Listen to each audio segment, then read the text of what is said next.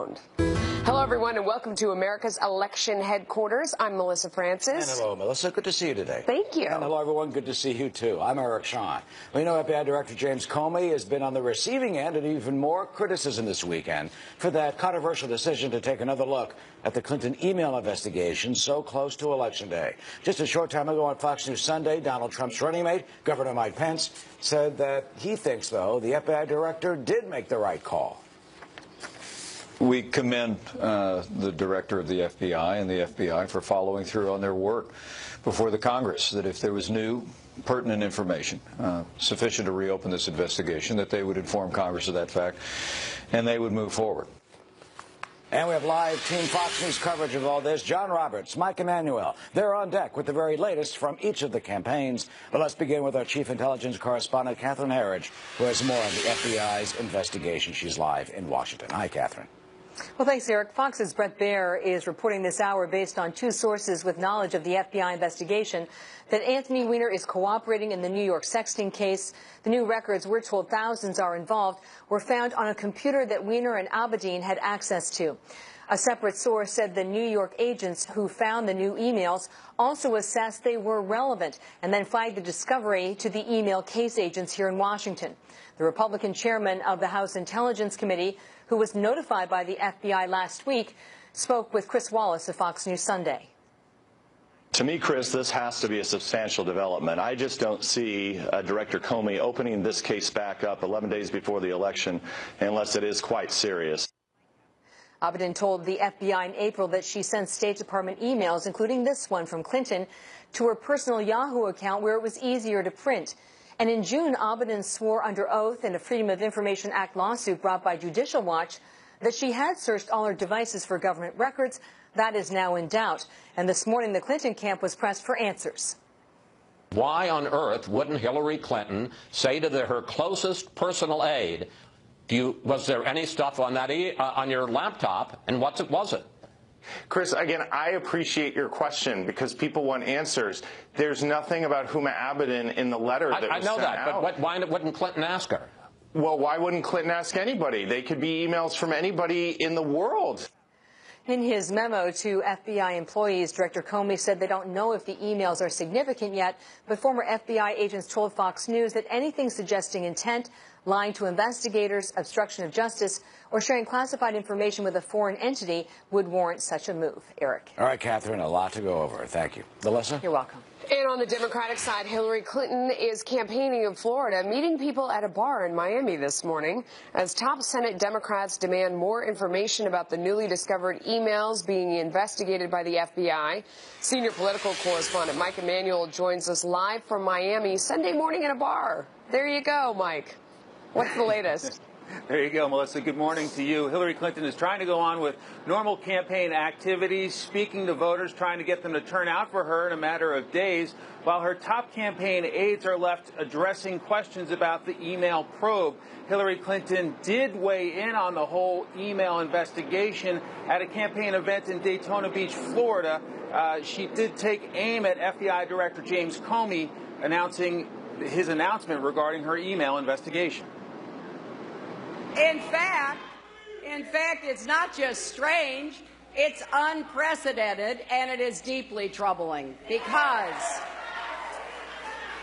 voters deserve to get full and complete facts. And so we've called on Director Comey to explain everything right away, put it all out on the table. Clinton's closest aide, Huma Abedin, is not on this campaign trip to Florida. It was the discovery of thousands of her emails on her estranged husband's laptop that reignited the whole email controversy. This morning, the Clinton campaign chairman was confronted, asked if this whole email mess is Hillary Clinton's fault. Well, look, I think she's apologized for setting up a private email server. She said it was a mistake. She said she wouldn't do it over again. I think, it's very clear that this has been an issue through the course of this campaign. While email questions continue to dog the campaign, the normal standard campaign activity continues with early voting going on in places like Florida and only 9 days left. Melissa? I mean, that is a great point. As we sit here and discuss all of this, there are people all around the country who are voting. Thank you so much. Appreciate your time, Eric. And we will be talking about early voting a little later on in our newscast and what the trends show us about this race. Meanwhile, Donald Trump has, of course, seized on the renewed email probe, and he is running with that, praising the FBI now for his decision after spending months of bashing the agency for what he's long been claiming is just part of what he has been saying is a, quote, rigged system. He's telling his supporters the renewed investigation is, in his view, further proof that Mrs. Clinton is guilty of a crime, he says. This all comes as a new poll shows that Mrs. Clinton's National League has been narrowing. Senior national correspondent John Roberts joins us live from Las Vegas, where Mr. Trump will be holding a rally there in a few hours. Hey, John. Eric, good afternoon to you. Yeah, just about 2 hours from now, Donald Trump will be here at the Venetian. We can show you what the inside of the room, 8,000 or so. So a big crowd for Donald Trump expected. He trails Hillary Clinton in the Real Clear Politics average of Nevada polls by about 2 points. But there are indications that nationally the race is tightening even further. The new ABC News Washington Post daily tracking poll finds that the two candidates are separated by only a single point now. Hillary Clinton with 46%, Donald Trump with 45%. That is a net 11-point gain for Donald Trump since the tracking poll began a week ago when it was 50 to 38. Also, that poll found for the very first time that the reopening the FBI investigation has had some effect. Some 30% of voters said they may rethink their right, or at least that would make them less likely to vote for Hillary Clinton. If you do a rough calculation based on the percentages, that would mean as many as 13% of Hillary Clinton's voters may be thinking twice about whether or not they're going to vote for her. Donald Trump, of course, will continue to go hard on the FBI investigation today. Yesterday, he really slammed the Attorney General, Loretta Lynch, for trying to strong-arm the FBI director into not sending that letter to members of Congress. Here's what Trump said in Golden, Colorado yesterday. But now the evidence, as I would imagine, is so overwhelming. The Attorney General didn't want anything to happen to Hillary. Folks, we're living in a third world country. Before. This is the lowest point in the history of our country. And what a difference a day makes. Eric, you just alluded to this a second ago. The Donald Trump campaign has been slamming Comey since July when he said he made the decision that he was not going to press formal charges against Hillary Clinton. Meantime, the Clinton campaign had been praising Comey. Now the Donald Trump campaign is praising Comey for having the courage and the integrity to reopen its investigation, while the Clinton campaign is slamming him. Here's what Kellyanne Conway said about that a short time ago on Fox and Friends this morning. Listen. It's a terrible strategy to basically go on a full-on assault on the FBI director, calling him out and telling him to put everything out on the table. Hillary Clinton can do that today. She just has to call her friend and confidant, Uma Abedin, and say, tell us what's in the email. Tell us what's on the devices that you shared with your pedophile husband who's sexting a 15-year-old girl in North Carolina, which is how we got back to this place in the first instance.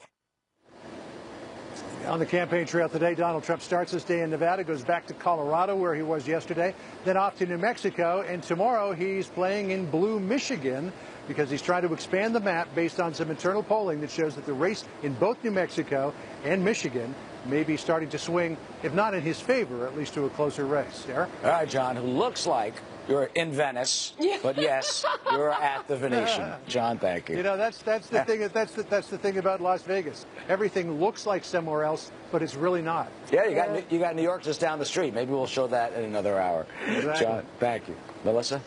So, what do we make of this investigation and its impact on the race? Let's bring in our panel. Ed Rollins is the former campaign manager for the Reagan-Bush ticket in 1984 and chief strategist of the Trump super PAC. We have Joe Trippi here as well. He is a former campaign manager for Howard Dean and a Fox News.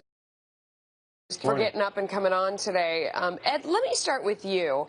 So we know so far that this all arose from this investigation.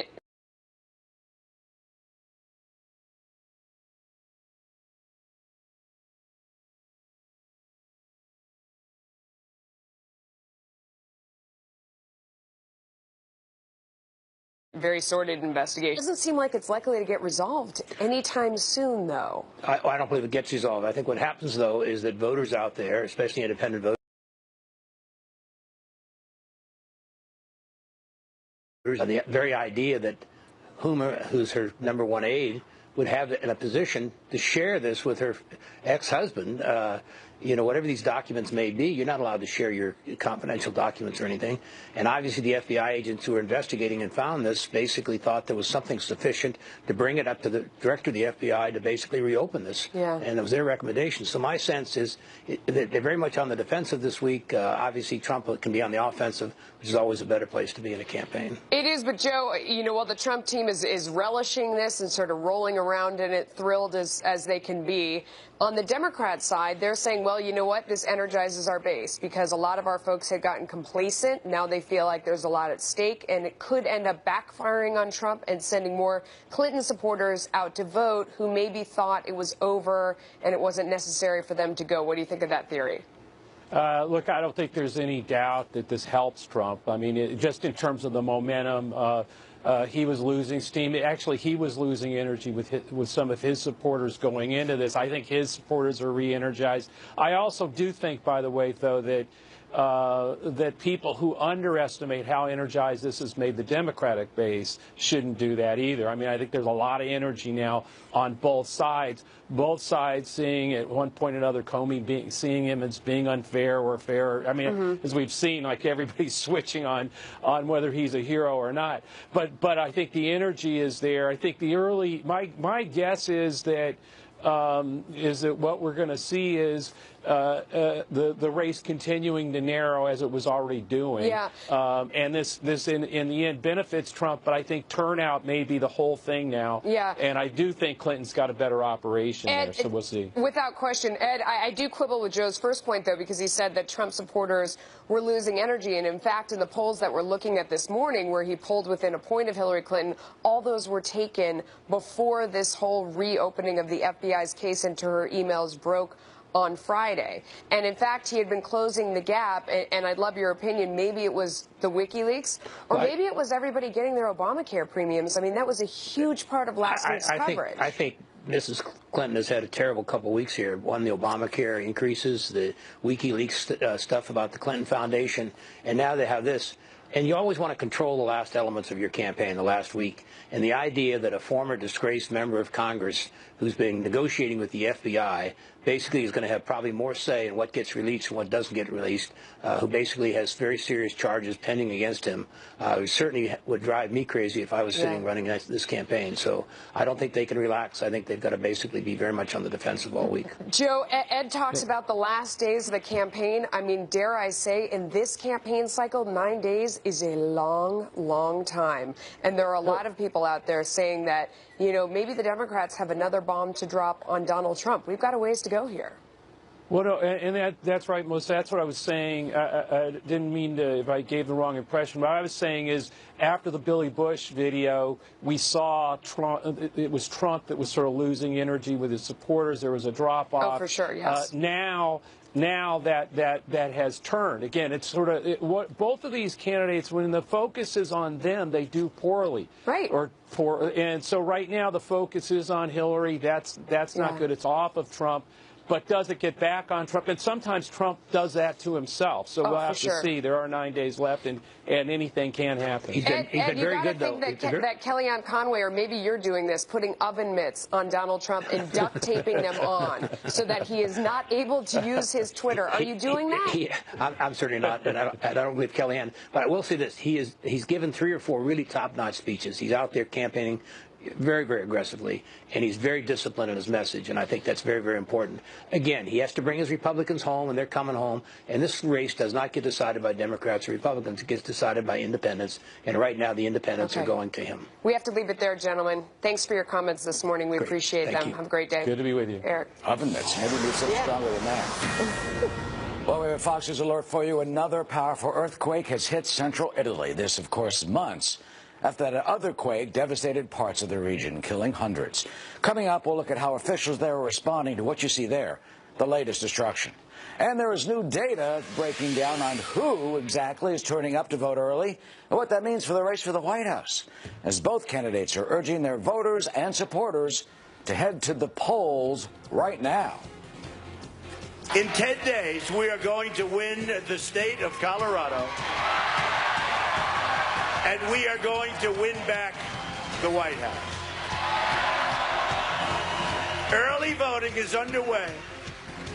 So make sure you get out. You don't have to wait for Election Day anymore because early voting is now underway in 37 states across the country. You know, already more than 19 million people have cast their ballots for president. You know, by tracking the party affiliation of the voters who have voted, we are somewhat able to try and determine the trends. The data show that more Democrats are voting in some of the battleground states like Florida, Arizona, and Colorado. Our Republicans have the edge in another battleground state, in Ohio and also in Iowa. So let's divine these tea leaves like Karnak. Joining us is John Bussey, Associate Editor for the Wall Street Journal. So, John, it seems like it's kind of a mix. I mean, you have some battleground states in which the Democrats are leading in these, and others where the Republicans are. Yeah, that's right. And that 19 million figure should not be sort of just go by viewers. That's 20% of the electorate. So for those who are waiting for Election Day to happen, guess what? It already started happening a couple of days ago. We're in the middle of it right now. So lots of opinions are being expressed at the polls. A lot of that data also is pre-FBI announcement. So we're not really sure how much that's affecting the voter. But about 8% of the voters are independent. What our Wall Street Journal poll showed was that something on the order of 30% of them are leaning Republican, those independent voters that remain to vote, and 21% Democratic. But the downside, that's a good news for the Republicans, the downside of that is just about 42% of that 8% of that independent voter that both candidates are vying for feel highly energized to go to the polls. A lot of them just won't turn out. And it's interesting that when you have these type of events like the Comey announcement, that could affect someone voting today or this afternoon. Yes, that's right. Now, it won't affect those who already did, right? So because of the early voting process, you already have 20% of the electorate, giving their, showing their affiliation and going to the polls and voting. But it certainly can affect what happens from now on. But what we're seeing, because the early voting only really reflects what the person's party registration is. We don't know how many of those registered Democrats are voting Republican or the other way around. That'll come out only in the final numbers. But because the Democrats seem to be ahead in the early voting process, it once again reflects on the ground game of the Hillary Clinton campaign. And you talk about the ground game, and that was very big, especially in Ohio for President Obama and some other states. Take a look. There's a conflict in mail-in versus those who are early voting. In Florida, for example, the Republicans are leading in mail-in. They're also leading in Nevada. But those who are actually early voting seem to skew more Democratic. So is that a reflection of pulling the body into the poll is the ground game versus someone who mails an absentee ballot? Yeah, well, that could very well be. And what also might be the case is that you are seeing the ground game of the Democrats getting the voter out there early, sending in the ballot, go into the voting booth early. But that doesn't necessarily mean that momentum is going to carry through to Election Day. Is that dominance in the voting now going to happen also on November 8th? Perhaps you see it skew the other direction. And finally, a lot of supporters of early voting say that it increases the number of Americans who can vote, not leading to suppression or intimidation. But some others, like William Gardner, he's the Secretary of State of New Hampshire, the veteran Secretary of State, where in New Hampshire they only vote on one day, Election Day, and they're breaking records, he says. And he says in some way that early voting, you can almost have buyer's remorse. Because let's say you already vote for somebody, especially you saw it in the primaries, where you voted for somebody and they dropped out. Maybe you would have voted for someone else. How does that affect, finally, a voter who has early voted and may now go, oops, I could have had a V8. I mean, why did I vote for this person? I should have done something else. Surely can happen. Surely can happen. But if you look at the data, the vast bulk of voters make their decision well in advance of several weeks ahead of the election. They've kind of already come to their decision. There's certainly a category that is, as you describe, they're weighing it down to the end, and they're trying to decide, am I going to go Democrat, am I going to go Republican, am I going to go independent? Those individuals may be caught out. I think that anybody who lives in a big city particularly is very happy for early voting because those long lines at the polls can discourage voters. You do not want to discourage the democratic process. That's true, and that means with the small d. Yes, correct. Absolutely, of course. John Bussey, we thank you so much. And, of course, we're going to be on the issues throughout the campaign on the problems at the polls. We've been covering that, and we'll do so right through and after Election Day. Thank you. Pleasure. Melissa? Donald Trump trying to flip a key battleground state that went to the Democrats the past 2 presidential elections. Why the numbers show he just might pull it off. So which state is it? Sounds like fun. Well, you know, Donald Trump lost Iowa in the primary, but he could potentially win the state on November 8th. President Obama did carry Iowa twice. So why is Hillary Clinton apparently not gaining more momentum in that important state? Peter Ducey is live in downtown Des Moines with some of the answers. Hello, Peter. Hello, Eric. Trump is up right now 1.5 points in the Real Clear Politics average of Iowa polls. That's a lead that he's held since September 1st, and that is really something because he was not the first choice, as you just mentioned, of Iowa Republicans this past winter. They were instead really excited about Senator Ted Cruz this winter. They helped him win more caucus votes than any Republican in the history of the Iowa caucus, but the party leadership here believes that Republicans channeled all of their enthusiasm about this election in general into support for Donald Trump. And the GOP chairman told us he thinks Friday's October surprise from the FBI is going to further sink Hillary Clinton here. An electorate here that's used to being discerning, to digging through all the noise and getting to the nub of things. I think this is going to get people to get their shovels out. I think they're going to dig, and I think they're going to find that this is corruption versus change. With that said, the numbers show there is a little bit less interest so far in this election than there was in 2012. That's based on early ballot returns. This time 4 years ago, nearly 532,000 Iowans had already mailed in their absentee ballots. And that's 130,000 plus more than officials have tallied so far as of the last update here in 2016. Registered Democrats have returned the most ballots to this point. That's followed by Republicans and then independents. But prominent Republicans in this state have been very warm to Trump compared to some other swing states where incumbent office holders have either kept him at arm's length or disavowed him in an attempt to preserve their position in close re-election battles. And because they're all seen as being in this together, experts think Trump gets a boost. And we did hear this morning in the Des Moines Register from a former Iowa House Speaker, Christopher Rance, who says, quote, "Assuming that Iowa is still in the light red column, make no mistake, it is in large part because the entire party apparatus is in solid shape behind Trump." And the Trump campaign officials that we spoke to yesterday thinks it is a very good sign for them that when Trump and Clinton held events in the same city, Cedar Rapids, on the same day, Friday, Trump drew a crowd of more than 5,000, and that was more than double the crowd that Secretary Clinton had just a few hours earlier. Back to you. Yeah, and, you know, Peter, to be fair to Mr. Trump, there was only about 3% that separated him from Senator Cruz in the caucus. That's about 6,000 votes, and that is actually more than Jeb Bush got in the state. So we'll see what happens on November 8th. Peter, thank you. Okay, so we've got some brand new swing state polls. These numbers were just released this morning. First is in North Carolina. Hillary Clinton holds a 6-point lead, 47% to Donald Trump, 41%. Gary Johnson in there as well with about 8. It is a different story in the battleground state of Florida, though, where Trump has cut into Hillary Clinton's lead, 4-point lead from a week ago. It is now a statistical dead heat. She's 1 point ahead, but you see that's within the margin of error. 45% support Hillary Clinton, 44% support Trump. Joining me now is Jason Miller. He is Senior Communications Advisor for the Trump campaign. Also buried in there, I thought this stat was fascinating, and I haven't seen this before. So among the 36% of likely voters who say they've already gone out and voted, they've already counted their ballots, she's way ahead, 54% to 37%. But among those who haven't voted yet in Florida but describe themselves as likely voters, he's way ahead, 51% to 42%. What is that? I mean, does that tell you they have a better ground game to get people out early? Does that tell you people are changing their minds? What do you think? Well, if you're a Donald Trump supporter like I am, right? Obviously very excited about this. Let me tell you why you should be excited about Florida this morning. There's a New York Times upshot poll out showing Mr. Trump ahead by 4%. There was also another poll that came out just the other day that had Mr. Trump ahead by 4% in Florida.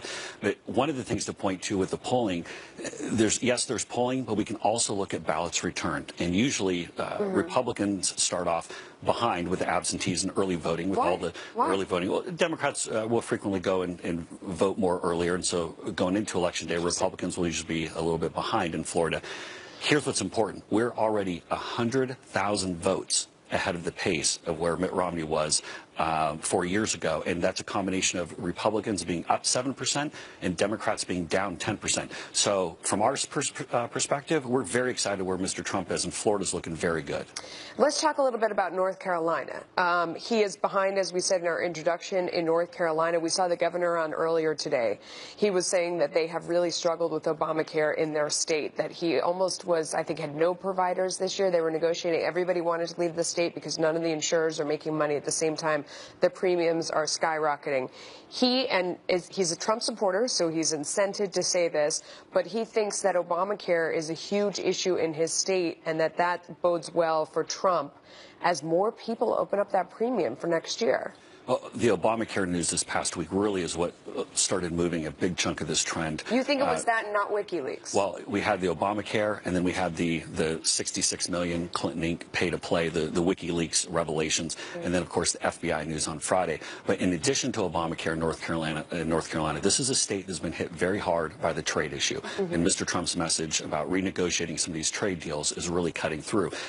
Going back to the point about early voting and absentees, though, in North Carolina, again, that delta of where we're at right now, we're 35,000 votes ahead of the delta of where it was 4 years ago. And so from our perspective, we're way ahead of the pace. And we see another polling showing the race much closer. The poll that you had put up actually was taken before this FBI news came out. But today we see Trump out in Las Vegas. He's out west. It seems like, why isn't he spending more time in these places where he really needs to turn things around? North Carolina, Florida is a must-win. He's right on the bubble. Why is he out west? Well, there are a lot of very important states when you're running for president. Mr. Trump was just in Florida for several days this past week, and Ohio, and in North Carolina. We're out in Nevada this morning, and then to New Mexico, and then to Colorado. New Mexico, let's talk about New Mexico and Michigan, where we're going to be tomorrow. The tide has really turned in this race. We've seen the numbers close. We're seeing this from internal numbers. We're seeing this from independent numbers.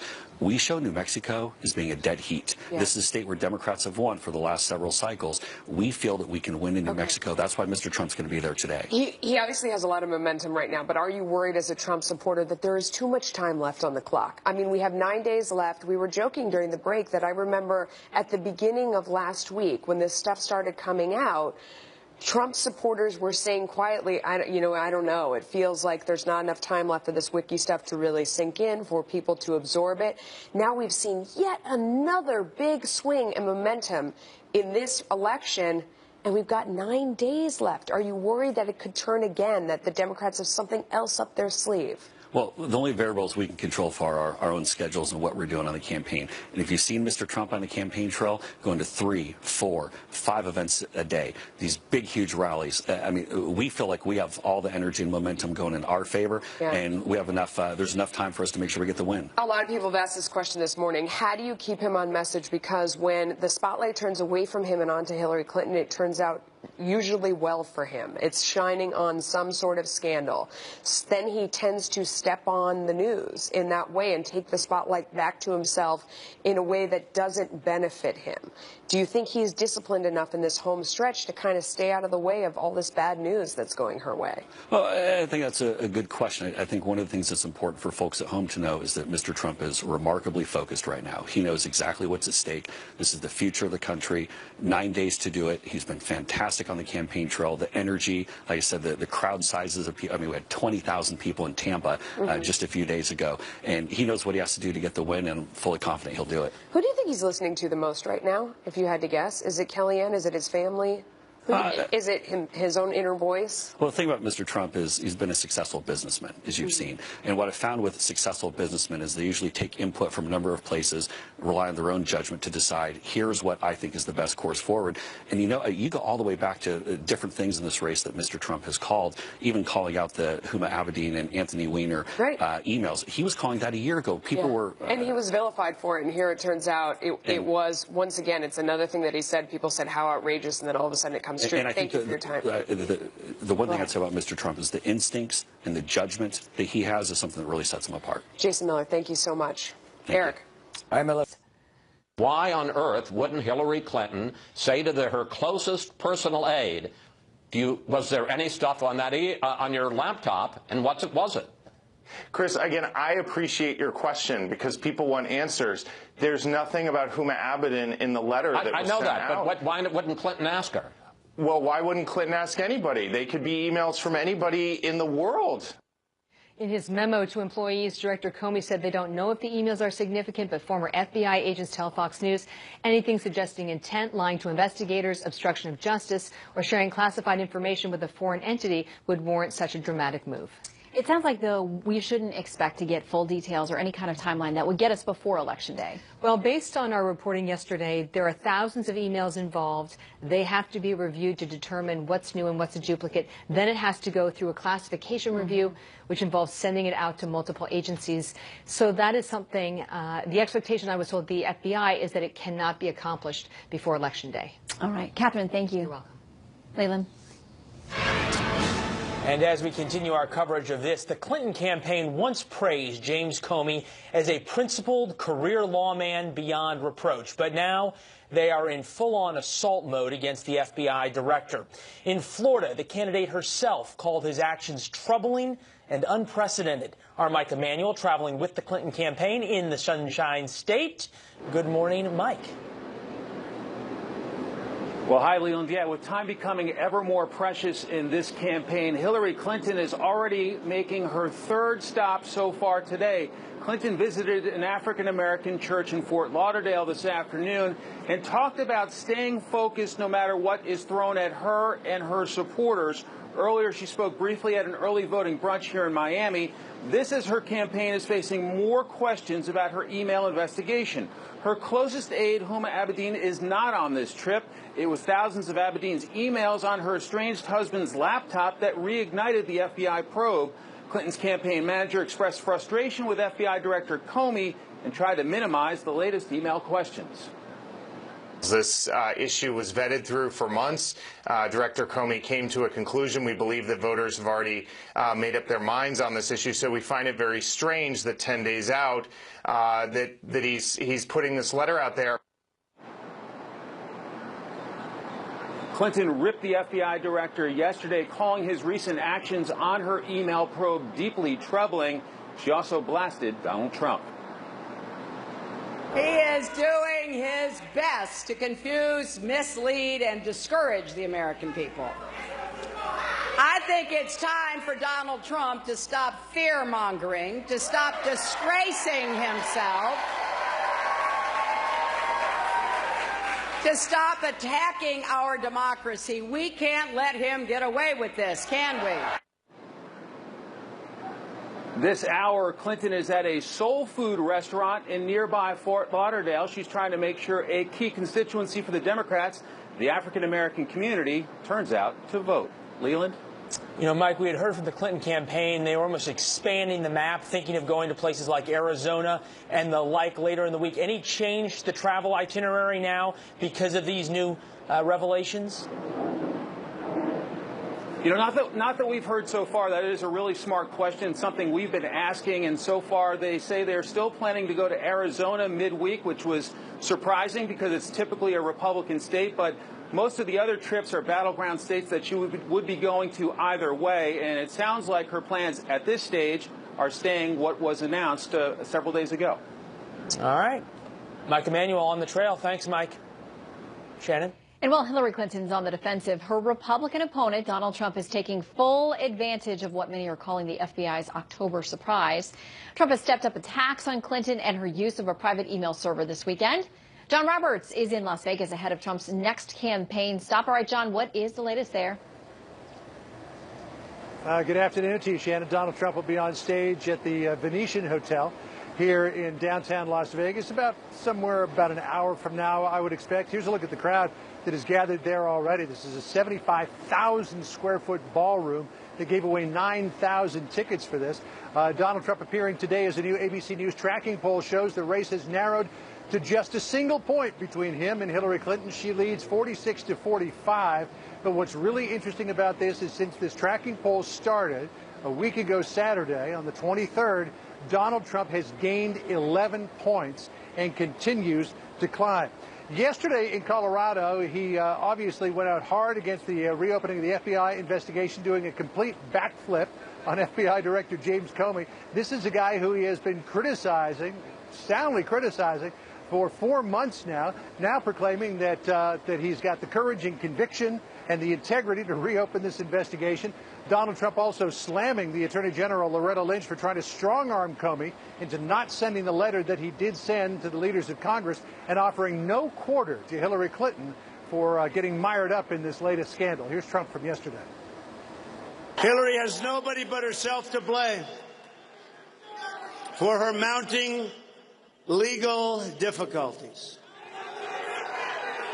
Her criminal action was willful, deliberate, intentional, and purposeful. As long as she and Bill got the money, the safety of your family made absolutely no difference to her.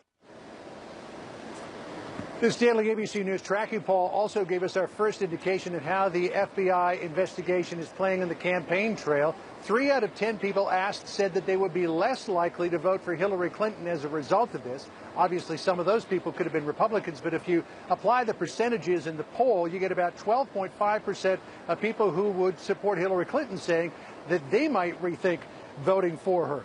But the big question is, would those people naturally gravitate over to Donald Trump, or could they go somewhere else? Because it's no secret that a lot of persuadable voters still have serious reservations about Donald Trump. Listen to this exchange from Fox News Sunday this morning between our Chris Wallace and Mike Pence. What do you say to voters who may worry that Hillary Clinton is corrupt, but worry whether or not Donald Trump is competent? Well, I think people look at the totality of this campaign. They look at the agenda we're running on. They look at the totality of a career of a man who has built an extraordinary business, and they know they're looking at a leader in Donald Trump. And before coming here to the Venetian for his first big political rally of the day, Donald Trump stopped by a local church to worship, or Shannon, more accurately, perhaps, to give thanks for James Comey. Shannon? That might be how they're feeling this weekend in the Trump campaign. John Roberts on the trail. Thank you so much, John. Well, reaction has been swift on Capitol Hill following the news that the FBI will take another look at Hillary Clinton's email use. House Speaker Paul Ryan says Clinton has only herself to blame, and some Republicans are urging the FBI to pursue a, quote, thorough new probe. The chairman of the House Judiciary Committee, Congressman Bob Goodlatte, joins us now live. Mr. Chairman, thank you for joining us. I understand that you Thank you, Shannon. I understand that you and one of the top Democrats on the committee, Congressman John Conyers, have had some kind of communication with FBI Director Comey this weekend. What can you tell us?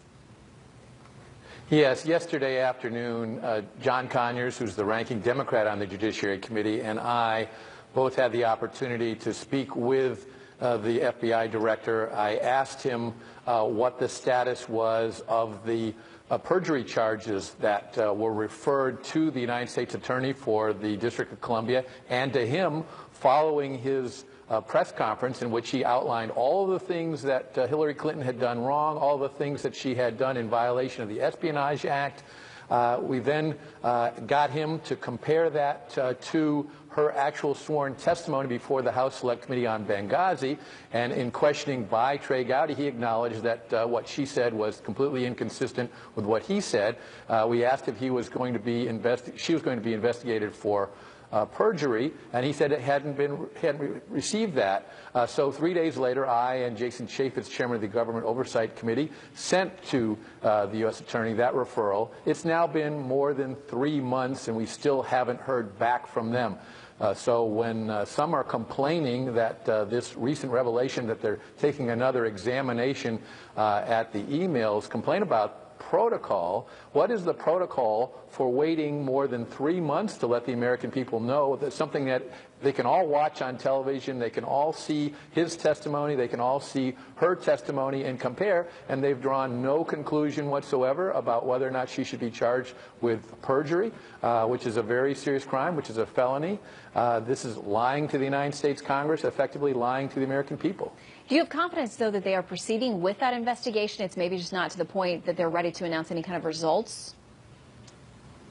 We have not received any confirmation whatsoever that they are in any way taking this very seriously at all, because we now see that senior Justice Department officials try to dissuade the FBI director from saying, when he said back in July, if we receive substantive information about this case, we'll re-examine it and we'll let you know. And he's just simply doing exactly what he said, but they're not letting the American people know about a very serious matter that the Congress asked the Justice Department to look into, and so far we've heard crickets. Well, Mr. Chairman, I got to ask you how this potentially plays out. Should Hillary Clinton be elected president within, less than a week and a half, is she then going to be facing, possibly from your committee and others, ongoing investigations in addition to whatever may be happening with the FBI? How does that play out for her as president? Will you call her to testify before your committees? Can you force her to? Well, those questions are premature, but I did ask Director Comey yesterday to make available to the American people, just as John Conyers and other and Democrats have asked, as much information as possible so they can make that decision when they go to the polls. But I've also made it very clear that if, because of the thousands of emails they've got to examine, and if because of the fact that some of these may be classified documents and he can't harm the investigation, he can't compromise the investigation, the Judiciary Committee will continue to do its work in following the truth wherever it leads. Were you surprised to get that letter on Friday? Did you have any inkling it was coming? And what does it, at the core, really mean to you at this point?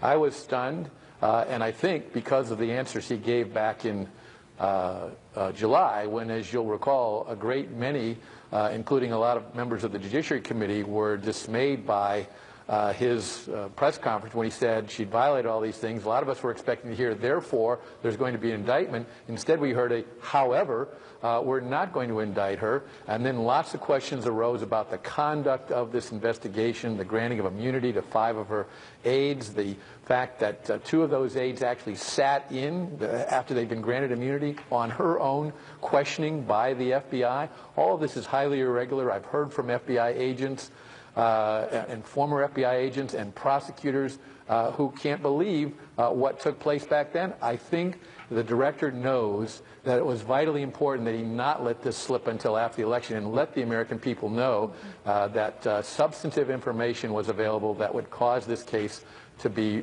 reopened and these emails examined. Mr. Chairman, very quickly, because we're out of time, I just want to ask you, do you have confidence that any DOJ, any Justice Department, would move forward with indicting someone who had been elected president, whether it's president or elect, or actually has been sworn in? Do you think the Justice Department would move forward with an indictment? I think that Director Comey, whether you like the decision he made back in July or you like the decision he made now, is acting conscientiously to try to address a very serious national crisis that would be a very serious problem if she were elected President of the United States and had been found to have violated the law. So I believe that he, in response to a number of people working on this case in the Justice Department, complaining about the course of events earlier on, particularly the Attorney General getting on an airplane with Mrs. Clinton's husband, the former president, right before this announcement was made that she was not going to be prosecuted. All of these things, I think, lead me to believe that there are many in the Justice Department and in the FBI who want to protect the respect for the rule of law, the importance of these law enforcement agencies, and would step forward and make sure that this was done. All right, we'll see where the facts lead. Mr. Chairman, thank you very much for your time today. Good to see you, sir. Thank you, Shannon. Well, you've seen a little bit of the interviews with Chris Wallace and Mike Pence, along with Robbie Mook. Well, there's a lot more fireworks as the Trump and Clinton campaigns react to the renewed FBI probe into Hillary Clinton's email use. That is today on Fox News Sunday. You can see those interviews, and you do not want to miss them in there. Please know the deal. We're going to take a look live. Mike Pence now, governor, and now the vice presidential nominee for the GOP ticket, speaking live in Rochester, New Hampshire, in the closing days of the campaign. Let's listen in. So let me tell you where I stand. I choose a stronger America. I choose a more prosperous America. I choose an America that upholds our highest constitutional principles. So I choose to stand with Donald Trump and every American who knows we can make America great again.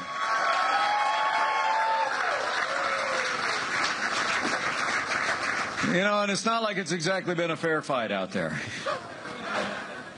You know what I'm saying? I mean, I get up every morning, it's like I got to turn on the television with a stick. I never know what's going to be on there, you know? I mean, it's like you get up every day since I joined this team. It's like it's 2-on-1, right? You know, with the Patriots out there playing every game on the road with hometown refs and hometown crowds. And I know you think they'd still be winning, right? But the truth of the matter is, listening a little bit there to Mike Pence on the campaign trail. All the candidates are out there, both the presidential and vice presidential contenders. So we will dip in as they are speaking live today. And now on to other news.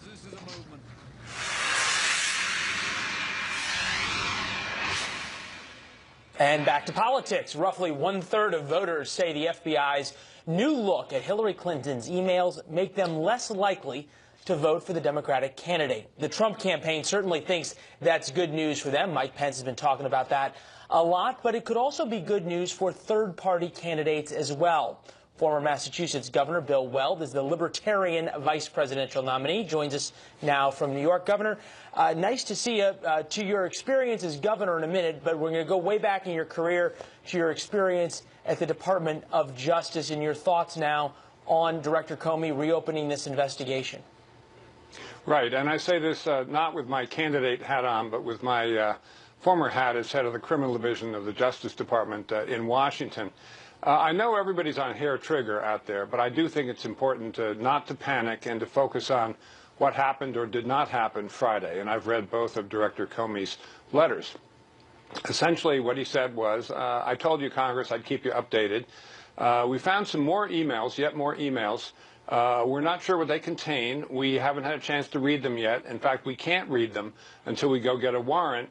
And so we'll read them, and if they contain anything, well, then we'll play that as it lays. What it did not say was we're reopening the investigation, although that was widely reported. So I think there's far less there than meets the eye. And the FBI already has 15,000 emails from Huma Abedin that she disclosed in civil litigation. So it's not like they're coming to this as a fresh surprise. So against the time-honored Justice Department procedures of not making a big move publicly right before an election and not disclosing what's going on in an investigation, the sending of the letter by the director, I personally find inconceivable. And it's particularly surprising since Jim Comey has always had, long had, a good to very good reputation in the Department of Justice. I think he just felt middled by having told Congress he'd keep them updated, and he had to do a balancing act. And I think he came down in the wrong place. I think with deepest deference, and I'm a big admirer of his, but I think he looked out for himself and he didn't look out for the rest of us. Well, that's an important point, as you say, looking out for himself, which is conceivably the one thing the FBI director is not supposed to do. He's supposed to look out for all of us and frankly, look out for those who are trying to do harm to all of us. Is a candidate, and clearly this is, in one way or another, put the hand on the scale of the election. Give me the emotional response. All of a sudden, as you're heading into the final days, you have your closing argument, and then the FBI director, who's not been elected by anybody, completely changes the game. My emotional response is this should not happen. I mean, I absorbed and mainlined the Justice Department's motto, which is to dispense justice, do justice, without fear or favor. And I don't feel like that's being done here. You know, there's time to prevent any lasting damage from occurring, but it's certainly right now it's troubling. Well, certainly there's a lot of calls for James Comey to do what he did back earlier in the summer and come out and explain himself a little bit more. Both sides saying that. Perhaps you'd agree with that. Well, that would make it worse to call more attention to this when they haven't even read the emails. I repeat, there's no substance yet on the table. We found some more emails. We have not read them. All the more surprising that would be the occasion for a formal letter to 8 committees of Congress. Well, I would say I think you're the first person who's been on television in the past 48 hours to turn the temperature down on this, and I appreciate you doing so. It's an interesting perspective. The one thing, though, this has done, and the polling data supports this, is it has tightened the race. And certainly we've seen polling data that shows folks saying, I was going to vote for Hillary Clinton. I may not now. I may hold off. We had some interviews with folks at early voting stations saying just that. The question to you is, it all of a sudden puts the Libertarian ticket in the 5 to 10% range that you all are both in right now, possibly playing spoiler. Does that concern you at all? Does it concern you that now you guys may be the deciding factor in this election, especially in some key swing states like Georgia? No, I mean, Governor Johnson and I play straight baseball. We're in the fight of our lives, frankly, to make that 5% threshold so that the Libertarians would have formal status going forward and qualify for matching funds and not have any more ballot access problems as have bedeviled them in the past. And, you know, if we couldn't run the table and win it all, which after we didn't get into debates, that just was not going to happen, this is what we're aiming for. And I think it's structurally in the interest of the United States for the Libertarian Party to have that formal seat at the table going forward in our national political dialogue, because I think we got a better combination of policies, fiscally responsible and socially liberal, than either of the other two parties. Well, we wish you luck coming into the last 10 days or so, sir. Thanks for being with us. Appreciate your thoughts earlier as well. Thanks so much. All the best. Shannon. Donald Trump lost the Iowa caucuses, but he and Hillary Clinton are now tied at 44% in the latest Quinnipiac poll of Iowa voters released on Thursday. Democrats have won the Hawkeye state in 6 of the past 7 presidential elections, but this year, Iowa may be Trump's best chance to flip a blue state red. Peter Ducey live in Des Moines, Iowa, with how Mr. Trump and his campaign is trying to do just that. Hi, Peter. Hi, Leland. This is where everything got kicked off in 2016. Iowa, the winner here in February, on February 1st, Ted Cruz got more caucus votes than any Republican in history. Donald Trump got the second most. But believe it or not, on paper, enthusiasm right now in Iowa is actually down compared to where it was 4 years ago. If you look at early ballot returns so far versus the same time period of the Obama versus Romney contest, there are 130,000 fewer that have been sent in. More than 531,000 ballots mailed in this time in 2012, less than 400,000 this time around so far. Still, though, the Republican Party in Iowa thinks Democrats are the only ones that need to be worried about a lack of excitement. Look at the crowds. Just today, you know, you got the same city, and compare those crowds. You could almost fit everybody at Hillary's rally in a phone booth. There's an enthusiasm gap. There's no doubt about it. And I think that enthusiasm gap is going to mean that people that might have even said, I'm voting for Hillary, are going to give Donald Trump another shot at it. An Iowa State University political science professor, Stephen Schmidt, emailed us to say this, quote, Iowa has been turning very red, so I'm not surprised Trump and Clinton are in a dead heat. With new email revelations, I think it could be a tipping point in favor of Trump. And there's something else that people in the know think has been aiding Trump here. Prominent Republican office holders in Iowa are vocal supporters. And that's not all. These Republicans in Iowa are all doing well in the polls themselves, including Senator Chuck Grassley, who opened up a 17-point lead in his contest in the Real Clear Politics average of polls in what was a close race just a few weeks ago. And a former Iowa House Speaker, Christopher Rance, is quoted in today's Des Moines Register on the front page as saying that, quote, assuming that Iowa is still in the light red column, make no mistake, it is in large part because the entire party apparatus is in solid shape behind Trump. And again, that is notable because this is a place that Barack Obama won twice. Leland? Noteworthy, though, that Joni Ernst is perhaps not quite as vocal as Chuck Grassley here as the election takes shape. Peter Ducey on the ground in Iowa. Thanks, Peter. Shannon? Well, as the presidential candidates make their closing arguments to voters in battleground states like Florida, where Hillary Clinton is today, will the FBI's decision to restart its investigation into her email use while Secretary of State have an impact? Here to weigh in, Chris Stirewalt, Fox News digital politics editor and host of Perino and Stirewalt. I'll tell you what. Good to see you, Chris. Tell you what. All right. How we doing, Team Bream? Listen, we are doing excellent. I want to know what you think. It's so late in the game. We know that millions of people have already voted. But, of course, as we often see down the home stretch, the polls are tightening. Do you think this makes a difference? I think it certainly makes a difference right now. We don't know how much of a difference. We have some early polling data, but not enough to be conclusive. The issue here for Hillary Clinton is that she is not a very popular presidential candidate. The only person to run for president for a major party to be less popular than her, Donald J. Trump. So she has a problem that a lot of the people who are voting for her don't feel great about their choice. When you add in the fact of a handy, helpful reminder from the Federal Bureau of Investigations that there isn't an open probe into her conduct, then perhaps it takes some of those folks and tips them over, maybe not to Trump, but maybe to not vote for her or vote for a third-party candidate. Or maybe stay home. Yeah. Okay. Clinton campaign manager Robbie Mook had this to say this morning with our own Chris Wallace on Fox News Sunday about how he thinks this should proceed. Director Comey owes it to the American people, releasing this just a matter of days before the election to provide all the information. That's what we're asking. Just get all of it out there, and the voters can judge for themselves. We think the voters actually want to hear about what these two candidates are going to do to make a difference in their lives, not more relitigating of this email. So, Chris, obviously that sounds good, but as we know from what we've heard from all of our reporting, Catherine Herridge earlier today, and what the FBI has said, if this is truly thousands of new documents or emails to go through, that's not going to happen by November 8th. Well, the reporting now apparently is that they've had these things for nigh on a month and have been going through them. There's reporting in the Washington Post, our own Jennifer Griffin, and others. Brett Baer has already reported that, these were known entities for weeks and weeks. The question becomes, why now? Why, if you had these for weeks and weeks, was the second Friday before the election the time to come out and do it? And I would caution the Clinton campaign this, though.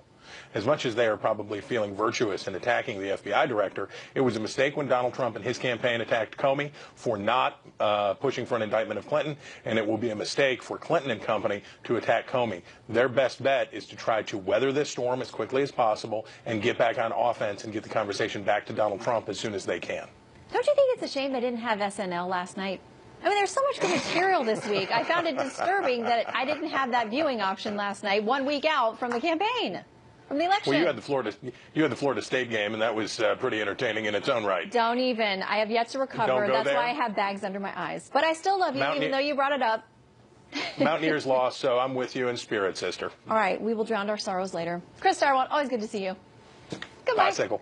Don't forget, by the way, Perino and Stirewalt, I'll tell you what is all new tonight, 5 o'clock Eastern, right here on the Fox News Channel.